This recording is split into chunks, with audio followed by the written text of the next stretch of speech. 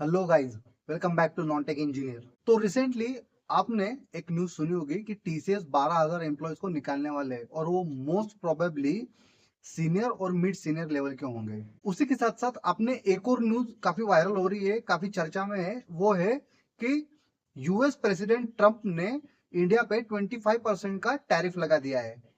इसका मतलब अब जो भी गुड्स और सर्विसेज जो है वो इंडिया से यूएस में एक्सपोर्ट होगी, उसकी वैल्यू 25% ज्यादा होगी। जैसे पहले अगर कोई चीज 100 रुपए की बिकती होगी तो वो अब 125 रुपए की बिकेगी यूएस में। इस टैरिफ के न्यूज का और टीसीएस के ले ऑफ का इसका क्या रिलेशन हो सकता है या फिर ये क्यों हो रहा है, हम इसको समझ सकते हैं। तो देखिए क्या होगा कि यूएस अगर इंडिया पे टैरिफ लगाएगा, इसका मतलब इंडिया से जो भी चीज अब यूएस में जाएगी वो महंगी बिकेगी या फिर उसकी कॉस्ट ज्यादा होगी। अब इससे क्या होगा कि यूएस में भी टेम्पररी इसका हिट तो होगा डेफिनेटली, क्योंकि यूएस में भी जो चीजें पहले सस्ती थी अब वो महंगी हो जाएगी। तो वो ऑटोमेटिकली होगा क्या कि वो लोग अवॉइड करेंगे इंडिया से इंपोर्ट की हुई चीजों को यूज करना। तो इंडिया मेजरली सर्विसेज एक्सपोर्ट करता है, जो हम आईटी में काम करते हैं, फिर आईटी सर्विसेज हम इंडिया से सबसे ज्यादा। तो इससे क्या होगा, जो भी यूएस के क्लाइंट होंगे वो अब इंडिया की हो सकता है वो इंडिया के बजट को कम करेंगे। अब जो भी आईटी स्पेंडिंग होगा वो उसको कट करते जाएंगे। तो इससे क्या होगा, तो इससे होगा कि मार्केट में प्रोजेक्ट कम आएंगे इंडियन आईटी सर्विसेज के पास, इंडियन कंपनी के पास। उन यूएस से जो प्रोजेक्ट आएंगे वो कम आएंगे। अब वो कम आएंगे तो उनके पास ऑटोमेटिकली प्रोजेक्ट की शॉर्टेज होने की वजह से उनके पास ऑटोमेटिकली लेबर की कॉस्ट उनकी बढ़ने लग जाएगी, क्योंकि उनके पास बंदे तो है, उनके पास एम्प्लॉयज तो है, लेकिन उनके लिए उनके पास प्रोजेक्ट नहीं हो सक होंगे। तो इससे क्या होगा कि इससे फिर से उस ले ऑफ वाली चीज को पुश मिल सकता है। अब पहले से इंडिया यूएस के लिए एक चीप लेबर कंट्री है। इसका मतलब जो यूएस का इंजीनियर कमाता है उसके 10 टाइम्स लोअर हम इंडिया में इंजीनियर्स को देते हैं, क्योंकि आज भी फ्रेशर्स इंजीनियर की जो सैलरी है वो 10 साल पहले भी 3 to 4 लाख रुपीज ही थी और वो आज भी 3 to 4 लाख रुपीज ही है। लेकिन क्या बिजनेस में इसका कुछ इम्पैक्ट हुआ है? तो शॉर्ट आंसर है नहीं, क्योंकि 10 साल में इंडिया की जो रुपीज है उसकी वैल्यू डिप्रिशिएट हुई है। इसका मतलब हमारी रुपीज की जो हमारी जो करेंसी है रुपीज, उसकी वैल्यू कम हुई है और यूएस का डॉलर स्ट्रेंथन हुआ है, यूएस यूएस का डॉलर अप्रिशिएट हुआ है, उसकी वैल्यू बढ़ी है। तो इससे क्या होगा कि जो भी इंडियन आईटी कंपनीज है वो यूएस को क्लाइंट को सर्विसेज बेच के वो यूएस डॉलर में कमाते हैं।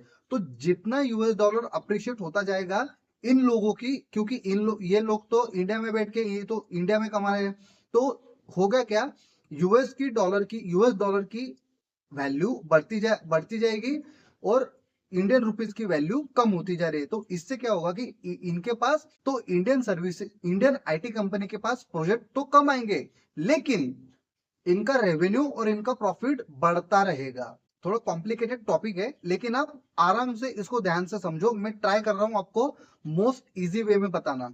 अगर यूएस का डॉलर और इंडिया का रुपीज, अगर यूएस का डॉलर बढ़ रहा है और इंडिया का रुपीज घट रहा है, अगर मैं $10 लेके पहले $10 की वैल्यू अगर इंडिया में 800 रुपए थी, तो आज उस $10 की वैल्यू हो सकता है 87 या 90 के पास होगी, 85 to 90 के पास होगा।